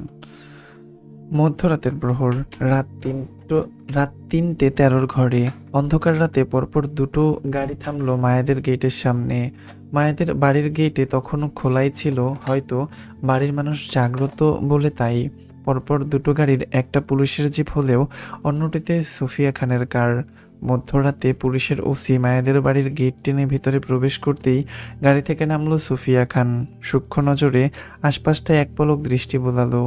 গাড়ির অপর পাশ হতে তারেক নামক ছেলেটির নামতেই সেও সুফিয়া খানের দৃষ্টি অনুসরণ করলো। অন্ধকার রাস্তায় ল্যাম্পপোস্টের আলো ছাড়া ওই ২-৪টে কুকুর দেখা যাচ্ছে দূরে। রাস্তার বুক ঠেকিয়ে ঘুমিয়ে দু একটা, আবার তাদের গাড়ি দেখে দূর থেকেই ঘেউ ঘেউ করছে কয়েকটা। এর মাঝেই একজন পুলিশ এগিয়ে গেল মায়াদের বাড়ির গেটে। লোহার দরজাটি টেনে খুলে ধরলো সুফিয়া খানকে ভেতরে ঢোকার জায়গা করে দিয়ে। সুফিয়া খান আশপাশটা পরখ করেই হাতের ফোনটা তারেক নামক ছেলেটির হাতে দিয়ে সামনে হাঁটলো। পেছনে থাকা তারেক নামক ছেলেটি সুফিয়া খানকে অনুসরণ করেই দৌড়ালো তৎক্ষণাৎ। একজন ভদ্র মহিলার কতটা ক্ষমতা আর দাপট থাকলে রাতের আধারে তাকে পাহারা দিতে চলে আসে আর্মির মেজর থেকে শুরু করে থানার পুলিশ ফোর্স। ভাবা যায় সকলেই ভদ্রমহিলার পেছনে। আর্মির মেজর ওনার পাশাপাশি হাঁটছে পা মিলিয়ে। উঁচু জুতোয় সুফিয়া খান হাইটে আর্মির মেজরকেও টক্কর দিবে যেন। মায়েদের বিল্ডিংয়ের নিচে দাঁড়িয়ে মেজর সাহেব কলিং বেল বাজাতেই অল্প কিছুক্ষণের মধ্যে দরজা খুলে দাঁড়ালো মায়ার ফুপি জাহানারা বেগম। ওনার বিস্ময়কর চোখ মুখ দেখেই বোঝা যাচ্ছে বাড়ির বাকি সদস্যরাও হয়তো এখনো জাগ্রত। জাহানারা বেগম দরজা ধরে মুহূর্তেই থমথমে খেয়ে বসলো যখন দেখলো একজন ভদ্রমহিলা পুলিশ নিয়ে দাঁড়িয়ে। মধ্যরাতে পুলিশের আগমনে তিনি ভয় পান। হতভম্ব হয়ে বাড়ির ভেতরে দৌড়ে যেতে যেতে আহাজারি করে চিৎকার করলো দুই ভাইয়ের উদ্দেশ্যে, শফিক, সাজিদ, দেখ বাড়িতে পুলিশ আইছে, চেয়ারম্যান মামলা করছে আমাদের নামে, আয় হায়রে সর্বনাশ হইছে। জাহানারা বেগম মনে করলেন চেয়ারম্যান পরিবার থেকে পুলিশ এসেছে ওনাদের জন্য। ওনার আহাজারির চিৎকারে সুফিয়া খান কপাল কুঁচকে তাকান সেদিকে। দৃষ্টি অনুসরণ করে দেখলো বাড়ির সদস্যরা প্রায় সকলেই এখনো জাগ্রত, বসার ঘরে ভিড় জমিয়ে হয়তো কোনো আলোচনা সভা হচ্ছিল তাদের মাঝে। হওয়াটাও স্বাভাবিক, অস্বাভাবিক কিছু নয়। বাড়ির মেয়ের বিয়ে ভাঙলে, বরযাত্রী ফেরত গেলে সব পরিবারই এমন হইচই থাকে। তাই মায়ের পরিবারের সবাইয়ের মাঝে হইচই থাকাটা অস্বাভাবিক কিছু নয়। সুফিয়া খান আপাতত সেসবে মনোযোগী হলো না, আর না উপস্থিত সদস্যদের কাউকে চিনল। ওনার চেনার কথাও নয়। কখনো মায়ের পরিবারের সঙ্গে ওনার সাক্ষাৎ হয়নি, আর না আর না ফাহাদের বউ মুক্তার সঙ্গে দেখা হয়েছে। তবে তিনি ছবিতে দেখেছিল ফাহাদের বউকে, সেই সুবাদে ওনার মুক্তাকে চেনার কথা। হয়তো মুক্তার ক্ষেত্রেও তাই। সুফিয়া খানকে সরাসরি না দেখলেও সেও ছবিতে দেখেছিল হৃদ খানের মা সুফিয়া খানকে। সুফিয়া খানের হঠাৎ আগমনে থমথমে মুখে সকলেই বসা থেকে উঠে দাঁড়ালো দরজার দিকে তাকিয়ে। সুফিয়া খান মুখের মাস্ক খুলতে খুলতে খুব স্বাভাবিকের ন্যায় বাসায় প্রবেশ করলে চমকে ওঠার মতন দ্রুততা এগিয়ে আসলো মুক্তা। সন্ধ্যায় মায়ের বিয়েতে পরা শাড়িটা এখনও ওর গায়ে জড়িয়ে, সেটির আঁচল মাথায় টানতে টানতে এগিয়ে আসলো সুফিয়া খানের দিকে। হৃদের মাকে চিনতে ভুল হয়নি ওর। দ্রুততায় এগিয়ে এসে পায়ে হাত দিয়ে সালাম করতেই মুক্তার মাথায় হাত রাখলো সুফিয়া খান। তীক্ষ্ণ গলায় মুক্তাকে উদ্দেশ্য করে বলল, ফাহাদের বউ, রাইট? গম্ভীর মুখর সুফিয়া খানের প্রশ্নে খানিকটা ভয় পেল মুক্তা। এই মহিলা সাংঘাতিক ধারালো আর তেজি মানুষ, সে শুনেছিল ফাহাদের মুখে। যদিও বিয়ের পর কখনো মুখোমুখি হয়নি দুজন, তারপরও প্রথম সাক্ষাতে কেমন যেন ভয় পাচ্ছে মুক্তা। তাছাড়া এতগুলো পুলিশ নিয়ে হঠাৎ ওদের বাড়িতে আগমন করলো, মুক্তার ভয় পাওয়াটাও তো স্বাভাবিক। মুক্তা ফের শাড়ির আঁচলটা মাথায় টেনে মিনমিন স্বরে সম্মতি দিয়ে বলল, জি আন্টি। মুক্তার কথা শেষ হতেই সুফিয়া খানের আদেশ আসলো তৎক্ষণাৎ, তোমার বাবা মাকে ডাকো। মুক্তা থমথমে মুখে মিনমিন করে বলল, জি ওনারা এখানেই আছেন, আপনি ভেতরে আসুন আন্টি। মুক্তার দৃষ্টি অনুসরণ করে পুনরায় পেছনে তাকালো সুফিয়া খান। দেখলো বসার ঘরের সকলেই ওনাদের দিকে তাকিয়ে। মুক্তা হাত দেখিয়ে আঙুল তাক করলো শফিকুল ইসলামের দিকে। শফিকুল ইসলাম প্রথমে সোফাটাতেই বসেছিলেন। সুফিয়া খান মুক্তার উঁচিয়ে রাখা আঙুল অনুসরণ করে মায়ার মায়ার বাবার দিকে এগোতে এগোতে নিরেট গলায় বলল, আমি মায়ের সঙ্গে কথা বলতে চাই। এখন আপনারা কথা বলতে দিবেন নাকি ঝামেলা করবেন, কোনটা? যেটা করতে চান আমি সেটাতেই রাজি আছি, বলুন কি করলে খুশি হবেন? হতবাক হতবুদ্ধি থমথমে মুখে সকলেই একে অপরের মুখ চাওয়াচাই করলো সুফিয়া খানের কথায়। এত রাতে এই মহিলা ওনাদের বাসায় এসে সবাইকে কেমন হুমকি ধামকি দিচ্ছেন। বলছেন ওনারা নাকি ঝামেলা করতে চায়। বসার ঘরে মায়া, জুই, রাফা আর রেহেনা বেগম বাদে সকলেই উপস্থিত ছিল। সুফিয়া খান শফিকুল ইসলামের মুখোমুখি দাঁড়ালো উত্তরের আশায়। সাজিদুল ইসলাম হাতে পায়ে মাথার জায়গায় জায়গায় ব্যান্ডেজ করে ভাই শফিকুল ইসলামের পাশাপাশি দাঁড়িয়েছিল। সুফিয়া খানের কথায় চেতে উঠল তক্ষুনি, কটাক্ষ গলায় বলল, কে আপনি? এখানে পুলিশ নিয়ে কেন এসেছেন? সুফিয়া খান তীক্ষ্ণ দৃষ্টিতে তাকালো সাজিদুল ইসলামের দিকে। চটাং চটাং মেজাজের মানুষ ওনার পছন্দ না। এই রকম মানুষের ব্রেইন খুব কম হয়, সেজন্য তাদের মুখ চলে বেশি। সুফিয়া খানকে উত্তর করতে না দেখে মুক্তা পাশ থেকে তাড়াহুড়োয় সাজিদুল ইসলামকে থামাতে চেয়ে বলল, কাকা উনি আমার মামি শাশুড়ি, হৃদ ভাইয়ার আম্মু। হৃদ নামটা শুনতেই কেমন তেলে বাগুনে জ্বলে উঠল সাজিদুল ইসলাম। এই ছেলের জন্য বরযাত্রী আসলে সরি, আমার একটু ঠান্ডা লাগছে, এক্সট্রিমলি সরি। হৃদ নামটা শুনতেই কেমন তেলে বেগুনে জ্বলে উঠল সাজিদুল ইসলাম। এই ছেলের জন্য বরযাত্রী রক্তাক্ত অবস্থায় হসপিটালে পড়ে ওনাকে পিটিয়েছেন। উনি আহত অবস্থায় হাত পা ভেঙে আজ বাসায় বসে। ওনার বাড়ির মেয়েরও সম্মান নষ্ট হলো, সবাই ছিছি করছে ওনাদের মুখের উপর। এখন আবার মা এসেছে নতুন কাহিনী করতে। ওনাদের বাড়ির মেয়েদের সঙ্গে আর কোনো সম্পর্ক রাখবে না এই বাড়ির ছেলেদের। আজ এখানেই সব শেষ। সাজিদুল ইসলাম আবারও কাউকে কিছু বলতে না দিয়ে রাগে কটমট করে বলল, দেখেন আপনি যেই হন না কেন, এটা ভদ্রলোকের বাড়ি, আপনার মতন অভদ্র মানুষের এখানে জায়গা নেই। আপনি বরং এখন আসুন। আমাদের বাড়ির মেয়েদের সঙ্গে আপনাদের বাড়ির কারোর কোনো সম্পর্ক থাকবে না, আর না আপনার সাথে কেউ কথা বলবে। আপনি চলে যান। জুইয়ের বাবা সাজিদুল ইসলামের কথায় তৎক্ষণাৎ ওসি সাহেব ধমকে উঠল রাগে। কোথায় কখন কার সামনে দাঁড়িয়ে কিভাবে কথা বলতে হয় সেটা বোঝাতে চেয়ে তিনি সাজিদুল ইসলামের দিকে তেড়ে যেতে চাইলে সুফিয়া খান হাতের ইশারায় ওসি সাহেবকে থামিয়ে দিতে দিতে সাজিদুল ইসলামের উদ্দেশ্যে শান্ত গলায় বলল, দেখুন সাজিদুল সাহেব, আমার সবখানে ক্ষমতা প্রয়োগ করাটা কিন্তু পছন্দ না। যে যতটুকুর যোগ্য আমি তাকে ততটুকুতেই রাখি। আপনার সাথে আমি ভদ্র আছি, তার মানে বুঝতে হবে আপনি আমার চাপ নেওয়ার যোগ্য নয়। বাকি রইল সম্পর্কের কথা, সেটা না হয় আপনাদের বাড়ির মেয়েদের ঠিক করতে দেন, তারা কি চায়। আপনাদের বাড়ির মেয়েদের সম্মান না থাকলেও আমার বাড়ির বউদের কিন্তু যথেষ্ট সম্মান আছে সাজিদুল সাহেব। তাই গলা নামিয়ে, নয়তো আমি গলা উঁচালে কিন্তু আপনি ঠাঁই পাবেন না। কথাগুলো বলেই সুফিয়া খান শফিকুল ইসলামের চোখে চোখ রেখে বলল, মেরুদণ্ডহীন প্রাণী পশুর সমান হয় শফিকুল সাহেব। মেয়েদেরকে ছেলে মেয়েদের বাবা হতে শিখুন, নয়তো ছেলে মেয়েরা আপনাকে বাবা ডাকা ছেড়ে দিবে। কথাগুলো শেষ করেই সুফিয়া খান ফের ঘাড় ঘোরালো মুক্তার দিকে। শক্ত গলায় বলল, মায়া কোথায়? মুক্তা ভয়ে তাড়াহুড়ো বলল, উপরেই আছে। সুফিয়া খান আদেশ স্বরূপ বললেন, আমাকে মায়ের রুমে নিয়ে যাও, কুইক। কৃত্রিম লাইটের আলোয় সুফিয়া খানের মুখোমুখি বসে মায়া। আচ্ছা, এখন হচ্ছে প্লট চেঞ্জ হয়েছে। তারপর হচ্ছে সুফিয়া বেগম মায়ের সামনে গেছে, মায়ের রুমে গেছে, তারপরে তারা বসছে। আচ্ছা, এত কিছু তারা লিখবে না তো, আমি বলে দিলাম।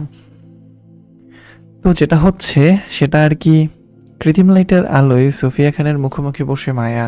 মায়াকে জড়িয়ে ওর মা রেহেনা বেগম বসে বিছানায়, পাশি রাফা জুই দুজনে দাঁড়িয়ে। সকলে মুখ থমথমে বিস্ময়কর সুফিয়া খানকে এই মুহূর্তে দেখে। বাকিদের সুফিয়া খানকে চেনা না থাকলেও মায়া ঠিকই চিনল সুফিয়া খানকে। কিন্তু মাত্রাতিরিক্ত জ্বরের ঘোরে মাথা ফেলে শুয়ে রইল মায়ের বুকে। এতক্ষণ মায়াকে জলপট্টি দিচ্ছিল রেহেনা বেগম। সুফিয়া খানের আগমনে বিব্রত বোধ করে মায়াকে নিয়ে অগোছালো অবস্থায় বসলো রেহেনা বেগম। চোখ মুখ কেঁদে কুটে লাল হয়ে আছে সবার। সুফিয়া খান তীক্ষ্ণ দৃষ্টিতে সকলকেই পরখ করে নিল। মায়ের দিকে তাকাতেই ওনার কুচকানো কপাল আরো কুচকে আসলো মায়ের নাজেহাল অবস্থা দেখে। মায়ের সুন্দর মুখটা জ্বরের ঘোরে ফ্যাকাশে হয়ে আছে। সবচেয়ে বড় কথা, মায়ের শরীরে 1 কেজি মাংস হবে কিনা সন্দেহ আছে সুফিয়া খানের। এতটা শুকিয়েছে মেয়েটা। লাস্টবার যখন তিনি মায়াকে দেখেছিল হৃদের সঙ্গে, তখন বেশ নাদুস নুদুস আর হেলদি ছিল মায়া। কিন্তু এখন শরীরের অবস্থা খুবই শোচনীয়। তিনি এসেছিল মায়ের সঙ্গে কথা বলতে, কেন বিবাহিত হয়েও দ্বিতীয় বিয়ে করলো সেটা জানতে। অথচ মায়ের পরিস্থিতি দেখে ওনার মনে হচ্ছে মেয়েটাকে আগে সুস্থ করানো উচিত, তারপর বাকি কিছু। সুফিয়া খান মায়াকে পরখ করে রেহেনা বেগমকে প্রশ্ন করলেন, মায়ের খবর জানতে চেয়ে বলল, কি হয়েছে মায়ার? সুফিয়া খানের প্রশ্নে মায়াকে দুহাতে জাপটে ধরে রেহেনা বেগম অসহায় গলায় বলল, আমার মেয়েটা অনেক দিন ধরে অসুস্থ। রেহেনা বেগমের কথায় খানিকটা অসন্তুষ্ট হলো সুফিয়া খান। তীক্ষ্ণ গলায় বলল, এত অসুস্থর মাঝেও মেয়েকে বিয়ে দিতে গেলেন কেন?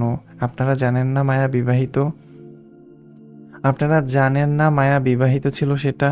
সুফিয়া খানের কথায় ঝরঝর কেঁদে উঠল রেহেনা বেগম। অসহায় গলায় একে একে বলতে লাগলো, আমার মেয়েটা বলেছিল আপনার ছেলের কথা, কিন্তু ওর কথা কেউ বিশ্বাস করেনি, প্রমাণ ছিল না বলে। ওর বাপ চাচার ফুপিরা সবাই মিলে আমার অসুস্থ মেয়েটাকে জোর করে বিয়ে দিয়ে দেয়। রেহেনা বেগমের কথায় কেমন যেন মেজাজ খিচে গেল সুফিয়া খানের রাগে। এতে এত কিসের প্রমাণ প্রয়োজন হয় একটা অসুস্থ মেয়েকে জোর করে বিয়ে দেবার জন্য? অসুস্থ মানুষ এমনিতেই বিয়ে দিতে নেই, এটা মূর্খ মানুষগুলা কি জানতো না? তাছাড়া যদি কেউ দাবি করে সে বিবাহিত, অন্তত সেটার সত্য মিথ্যা যাচাই বাছাই করে তাকে দ্বিতীয় বিয়ে দিতে হয়, নয়তো পাপের দ্বারে দাঁড়াতে হয়। মায়া যখন বলেছিল সে বিবাহিত, তখন অন্তত সত্য মিথ্যা যাচাই করার জন্য হলেও ওনাদের অপেক্ষা করতে পারতো এরা।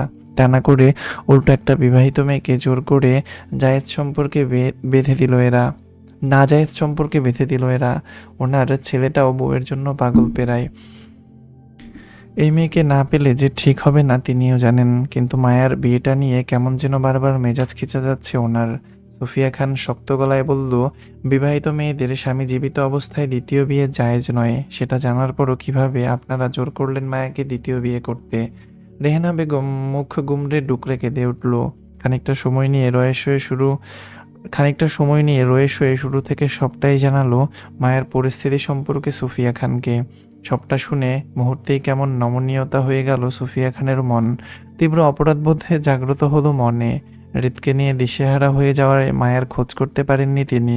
বলতে গেলে ওনার মাথায় ছিল না মায়ার ব্যাপারটা। আজ ওনার বেখেয়ালিপনার জন্য এতগুলো সম্পর্কে ফাটল ধরলো। মায়া মানসিক রোগী, ওনার ছেলেটা সুস্থ হয়েও হচ্ছে না, বউয়ের জন্য ছটফট করছে। সুফিয়া খানের মনস্তাত্ত্বিক ভাবনার মাঝেই রেহেনা বেগম ফের বলতে লাগলো, আপনার ছেলের সঙ্গে বিয়ের কোনো প্রমাণ দিতে পারছিল না বলে আমার মেয়েটাকে সবাই জোর করে পাপে বাঁধে, দ্বিতীয় বিয়ে দেয়। আপনারা দয়া করে আমার ছোট মেয়েটাকে এবার রেহাই দেন। ওহ আর আঘাত নেওয়ার ক্ষমতাতে নেই। এমনি আমার মেয়েটা মরে যাচ্ছে। মা হয়ে ভিক্ষা চাইছি আপনাদের কাছে, আর মানসিক চাপে ফেলবেন না। সবাই আমার মেয়েকে পাগল বলে। আপনি আপনার ছেলেকে অন্য কোথাও বিয়ে দিয়ে দেন। আমার মেয়ে কিচ্ছু বলবে না। ও এমনিই কাউকে চিনতে পারছে না। আপনার ছেলেকেও ভুলে যাবে। আমি আমার পাগল মেয়েকে নিয়ে সারা জীবন কাটিয়ে দিতে পারবো, আমাদের কারোর দরকার নেই। তারপরও দয়া করে আমার মেয়েটাকে রেহাই দেন। দয়া করুন। একজন অসহায়ত্ব মায়ের চিৎকার যেন সুফিয়া খানের বুকে গিয়ে লাগলো। তিনিও তো একজন মা। ছেলের বিপদে ওনার দুনিয়া ঘুরে গিয়েছিল। আজ এই মুহূর্তে এখানে বসে ওনার ছেলের কথা চিন্তা করেই এসেছেন। তিনি একজন শক্ত ধাঁচের মানুষ হয়েও যদি সন্তানের জন্য এতটা দুর্বল হয়ে পড়তে পারেন, তাহলে মা হয়ে রেহেনা বেগমের কতটা দুর্বল হওয়ার কথা। সবার সন্তান সবার জন্যই সমান হয়। সুফিয়া খান উঠে দাঁড়াতে দাঁড়াতে রেহেনা বেগমকে উদ্দেশ্য করে বললেন, শেষ বিশ্বাসটুকু আমাকে করতে পারেন মিসেস রেহেনা। আমি কখনোই বিশ্বাস ভাঙার মতো কাজ করিনি এই অবধি। আজ এখানে ছেলের বিশ্বাসের জোড়া লাগাতে এসেছিলাম, তবে এখন আপনার বিশ্বাসের ভার কাঁধে করে নিয়ে যাচ্ছি। আপনার মেয়ে আমার কাছে ভালো থাকবে এই পরিবেশ থেকে। আমি খেয়াল রাখবো আপনার মেয়ের। আমাকে ভরসা করতে পারেন। রেহেনা বেগম মুহূর্তেই কোনো কথা খুঁজে পেল না বলার জন্য। শুধু দু চোখের জল ফেলে সুফিয়া খানের দিকে তাকিয়ে রইল। মায়াদের বাড়ির বর্তমান পরিস্থিতি মায়াকে সুস্থ হতে দিবে না। চারপাশে রটে গেছে মায়ার দুই বিয়ের খবর। প্রথম স্বামী রেখে মায়া দ্বিতীয় বিয়ে করতে গিয়ে প্রথম স্বামীর হাতে মার খেয়েছে মায়া ও তার নতুন বর। এসব মানুষের মুখে মুখে রটে গেছে। সকাল হতে হয়তো মানুষজন আসবে তাদের বাড়িতে তামাশা দেখতে। মায়ার ফুপিরাও রেগে আছেন তাদের ভাইকে রিতখান মারায় মায়াকে যা তা কথা শোনালো। অথচ রাত থেকেই যে মেয়েটা বেহুশ, ওকে হসপিটালে নিতে হবে, সেই খবর কারোর নেই। ভয়ে তিনিও কাউকে কিছু বলতে পারছেন না মেয়েটাকে ডাক্তার দেখাতে চেয়ে। অসহায় অবস্থায় সেই থেকে মাথায় জলপট্টি দিয়ে যাচ্ছে মায়ার। এর মাঝে যতবার মায়ের হুঁশ ফিরেছে ততবারই রেহেনা বেগমকে চিনতে অস্বীকার করেছে মায়া। উনি প্রচণ্ড ভয়ে আছেন মায়ার মানসিক চাপ নিয়ে। ওনার ভয় ওনার মেয়েটা পুরোপুরি পাগল না হয়ে যায় এসব সইতে না পেরে। রেহেনা বেগম সুফিয়া খানের দিকে তাকিয়ে নীরবে কাঁদল। হয়তো এই বাড়ির পরিবেশ থেকে মায়া ওই বাড়িতে ভালো থাকবে। অন্তত মায়াকে তারা অন্তত মায়াকে তারা ডাক্তার দেখাবে অবহেলা না করে। এতটুকুতেই তিনি এতটুকুতেই তিনি সন্তুষ্ট। ওনার ছেলে আরিফ ইন্ডিয়া থেকে ফিরে আসলেই না হয় মায়াকে নিজের কাছে নিয়ে আসবেন রেহেনা বেগম। ওনার মন কেমন কেমন করে যেন সুফিয়া খানের কথায় সম্মতি জানালো। দুহাতে জাপটে ধরা মায়াকে সুফিয়া খানের দিকে বাড়িয়ে দিতে দিতে দু চোখের পানি ছেড়ে বলল, আমার মেয়েটার খেয়াল রাখবেন আপা। এই মুহূর্তে একজন অসহায় মা হয়ে বলছি, এই পরিবারে থাকলে আমার মেয়েটা এমনিই মারা যাবে। ওকে অন্তত একটা ডাক্তার দেখাবেন। আমার ছেলেটা ইন্ডিয়া থেকে ফিরলেই না হয় আমি নিয়ে আসব। রেহেনা বেগমের বাড়িয়ে দেওয়া হাত থেকে মায়াকে নিজের বুকে জড়ালো সুফিয়া খান। মায়ের নেতিয়ে যাওয়া তপ্ত শরীরটা জড়িয়ে ঠাহর করতে পারলো মায়া সত্যিই কতটা অসুস্থ। চোখ মেলে তাকাতে পারছে না। সুফিয়া খান মায়াকে বুকে জড়িয়ে দাঁড়াতে গেলে অপর পাশ থেকে দৌড়ে এসে মায়াকে আঁকড়ে ধরলো রাফা। সুফিয়া খানকে উদ্দেশ্য করে বলল, আমিও যাব আপনাদের সঙ্গে। সুফিয়া খান চোখ আউড়িয়ে এক পলক তাকালো রাফার দিকে। যদিও মেয়েটিকে তিনি চিনেন না, তবে মায়ের সঙ্গে মেয়েটিকে নিতে ওনার কোনো অসুবিধা নেই। চোখের ইশারাতে সম্মতি দিয়ে রেহেনা বেগমের উদ্দেশ্যে বলল, নিজের খেয়াল রাখবেন মিস রেহেনা। মায়ার রাফাকে নিয়ে বসার ঘরে সকলের সামনে দিয়েই বেরিয়ে আসলো সুফিয়া খান। সুফিয়া খানকে কিছু বলার মতন সাহস মায়ার পরিবারের কেউ দেখাতে পারল না। কথায় কথায় রেগে যাওয়া সাজিদুল ইসলামও কেমন মুখ চুপসে দাঁড়িয়ে। মায়ার ফুপিরাও তাই। মায়ার বাবার চোখের মুখে কেমন নমনীয়তা ছিল। তিনি আগ বাড়িয়ে কিছু বলতে চেয়েছিল সুফিয়া খানকে, কিন্তু কোনো এক অদৃশ্য বাধায় তিনি চুপ করে যান। নীরব দাঁড়িয়ে দেখল মেয়ের চলে যাওয়া নিয়ে। জুইয়ের মা আর রেহেনা বেগম মায়াকে এগিয়ে দিতে অন্ধকার রাতে গেট অবধি থাকেন। সুফিয়া খানের গাড়িটা অদৃশ্য না হওয়া অবধি সেই অদূরে রাস্তার দিকেই তাকিয়ে রইল। আল্লাহ জানে ওনার অসুস্থ মেয়েটার টানাপোড়ার সম্পর্কগুলো কিভাবে ঠিক করবেন। আল্লাহ ওনার মেয়েটাকে সুস্থতা দান করুক, আমিন। রাতের প্রহর কাটিয়ে ভোরের দিকে মায়াকে নিয়ে ঢাকা পৌঁছান সুফিয়া খান। অসুস্থ মায়াকে দেখে হতভম্ব রাদিফ আসিফ দুইজনই। রাফা সুফিয়া খানের সঙ্গে সঙ্গেই থাকছে। মায়াকে দেওয়া হলো হৃদের কেবিনে পাশাপাশি বেডে। অসুস্থ মায়ার চিকিৎসা চলল তৎক্ষণাৎ। মায়ার বাঁ হাতে ক্যানোলা লাগানো হলো পরপরই ইঞ্জেকশন পুশ করতে।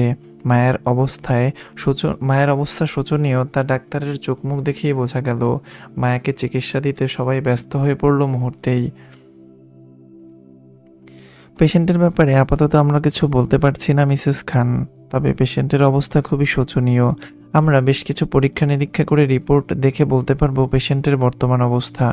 কথাগুলো বলেই ডক্টর চলে যেতেই রাফিফ উত্তেজিত গলায় নিজের মাকে প্রশ্ন করে জানতে চাইল, ভাবির কি হয়েছে আম্মু, এই অবস্থা কেন ওনার? রাদিফের কথায় সুফিয়া খানের গম্ভীর মুখটা আরও গম্ভীর হয়ে গেল। রিপোর্ট আসুক, তারপরে জানবে, আপাতত বলতে পারছি না। মায়ের কথায় চিন্তিত ভাঁজ আরও গম্ভীর হলো রাদিফের কপালে। অথচ পাশ থেকে আসিফ সেই কখন থেকে রাফার দিকে তাকিয়ে, মূলত সে রাফার সঙ্গে কথা বলতে চাইছে। সে তো জানতোই না যে রাফা মায়া ভাবিদের বাসায় ছিল। আর না জানতো এখন হৃদ ভাইয়ের মায়ের সঙ্গে ঢাকা চলে আসবে।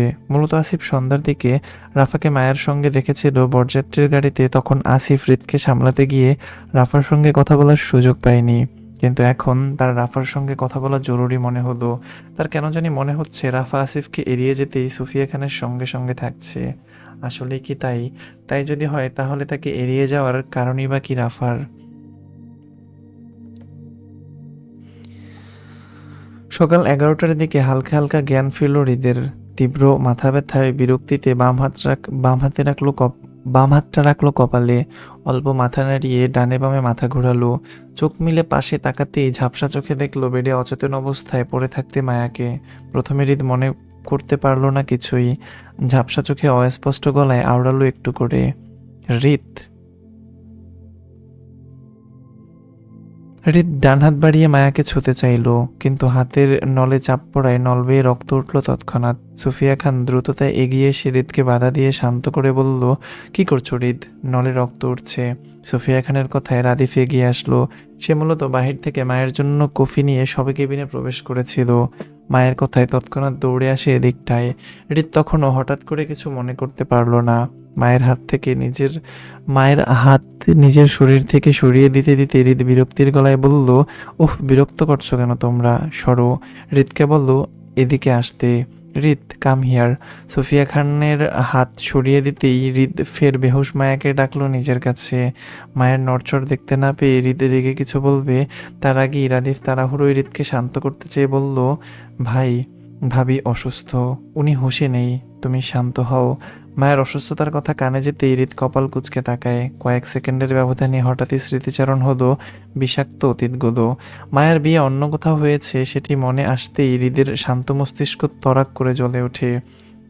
দাউ দাউ অগ্নি শিখার ন্যায় হুঙ্কার ছেড়ে হাতের ক্যানোলা স্লাইন সবকিছু টেনে ফেলতে ফেলতে বলতো, এই নারী এখানে আসলো কেমনে? কার এত বড় কলেজা হয়েছে আমাকে ঠেঙিয়ে এই নারীকে নিয়ে আসার? কার? হৃদের হুঙ্কারে বাহির থেকে আসিফ আয়ন দুজনেই দৌড়ে আসে ভেতরে। আজ সকালেই আয়ন বাংলাদেশে ফিরেছিল লন্ডন থেকে। মায়ের ব্যাপারে সবটা আসিফের কাছ থেকে শুনে সেও হতবাক। কিছু বলার মতন ভাষা আয়নের কাছে ছিল না। মায়ের বিপদে সেও তো পাশে ছিল না। জুয়ের সঙ্গে যোগাযোগ করতেও সে এই মুহূর্তে ভয় পাচ্ছে। কেমন যেন সৎ সাহসে কুলাচ্ছে না তার। তারপরও সে চিন্তা করলো, কালই একবার আশুগঞ্জে যাবে জুয়ের সঙ্গে দেখা করতে।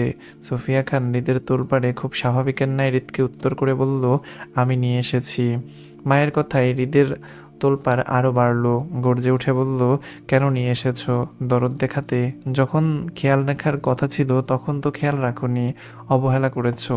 আজ এই নারী আমার জন্য হারাম, তারপরও কেন এই নারীকে আমার সামনে হাজির করলে? কেন? পরপর হৃদের হুঙ্কারে ডাক্তাররা দৌড়ে কেবিনে এগিয়ে আসলো। মিনি ফ্রিজ হতে হৃদের ইঞ্জেকশন নিতেই নার্সকে আদেশ করতেই নার্স সেদিকে দৌড়ালো। অস্থির উত্তেজিত পরিস্থিতিতে সকলেই আতঙ্কিত মুখে হৃদকে বোঝাতে চাইছে শান্ত হতে, অথচ সুফিয়া খান স্বাভাবিক। বরং হৃদের কথায় কটাক্ষ করে বলল, আমার মন চাইছে তাই এনেছি। তোমার সমস্যা কোথায়? তোমার কাছে যাচ্ছেও, তাহলে তুমি এত হাইপার হচ্ছ কেন? হসপিটাল কি তোমার বাপের কেনা যে তুমি ছাড়া অন্য কেউ চিকিৎসা নিতে পারবে না? যেমন মা তেমন ছেলে। গোলা গোলা ভারতের মতন মেজাজ। গোলা ভারতের না বারুদের, আই ডোন্ট নো, লিখছে ভারতের। যাই হোক, গোলা ভারত কেমনে হয় আমি নিজেও জানি না, হয়তো হবে গোলা বারুদের মতো। হুম সুফিয়া খান ইচ্ছে করেই হৃদকে রাগালো, কারণ হৃদের রাগের প্রশ্রয় দিলে এতে মায়ের ক্ষতি হবে ভেবেই তিনি এমনটা করলেন। মায়ের কথায় হৃদের মস্তিষ্ক ধপধপ করলো। আগুন লাগার মতন আগুন লাগার লাগার মতো শিরা উপশিরা জ্বলল। এর মানে আয়ন, রাদিফ, আসিফ, ডাক্তার সহ সকলেই হৃদের হাতে পায়ে জাপটে ধরলো ইঞ্জেকশন পুশ করতে। হৃদ রাগের তোপে হিংস্রতায় সেলাইন ক্যানোলা টেনে ছিঁড়ল ধস্তাধস্তি করে।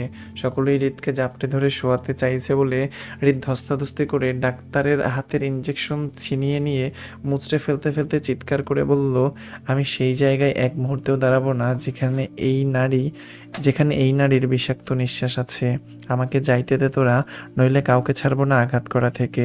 সুফিয়া খান ইশারায় হৃদকে ছেড়ে দিতে বললে হৃদ তৎক্ষণাৎ প্রস্থান করলো কেবিন হতে। হৃদের পিছন পিছন ছুটলো আসিফ, রাদিফ দুইজনই। সুফিয়া খান হৃদের চলে যাওয়ার দিকে তাকিয়ে দীর্ঘশ্বাস ফেলে। তিনিও দমে যাওয়ার পাত্রী নয়, এর শেষ দেখেই ছাড়বেন তিনি। মায়াকে টানা 3 দিন হসপিটালে রাখার পর 4র্থ দিন মায়াকে নিয়ে হৃদের বাসায় উঠল সুফিয়া খান। মায়াকে রাখলো নিজের ঘরেই। যেহেতু হৃদ মায়াকে মেনে নিচ্ছে না, তাই। যাই হোক, এই পর্যন্ত ছিল এই পর্বটি। পরবর্তী পর্বগুলো খুবই দ্রুত আসবে, শোনার জন্য চ্যানেলেই চোখ রাখবেন। সবাই ভালো থাকবেন, সুস্থ থাকবেন, আর অবশ্যই নিজের যত্ন নেবেন। আজকে আসছি, আল্লাহ হাফেজ। আরও আরও একটু বড় করতে পারতাম পর্বটা, কিন্তু আমি খুবই অসুস্থ। আমার আসলে অনেক ঠান্ডা লাগছে, শরীরে অনেক জ্বর, সো পারতেছি না, সরি। আপাতত এটা দিয়ে কাজ চালিয়ে নিয়েন। পরবর্তী পর্ব খুব দ্রুতই হয়তো দিব, রেকর্ডিং করতে পারলেই দিয়ে দিব। দোয়া কইরেন যেন সুস্থ থাকি, আপনাদের দোয়াটা খুব প্রয়োজন আমার। আর আমার জন্য দোয়া কইরেন। অনেক অনেক সমস্যা আছে জীবনে, যার জন্য ঠিকভাবে গল্প দিতে পারছি না। তো আপনারা দোয়া করলে আশা করি ঠিক হয়ে যাবে। তো আমার জন্য একটু দোয়া কইরেন, এটাই চাই। ভালো থাকেন, দোয়া না করলেও অ্যাটলাস্ট মনে কইরেন। আজকে আসি, হ্যাঁ, আল্লাহ হাফেজ।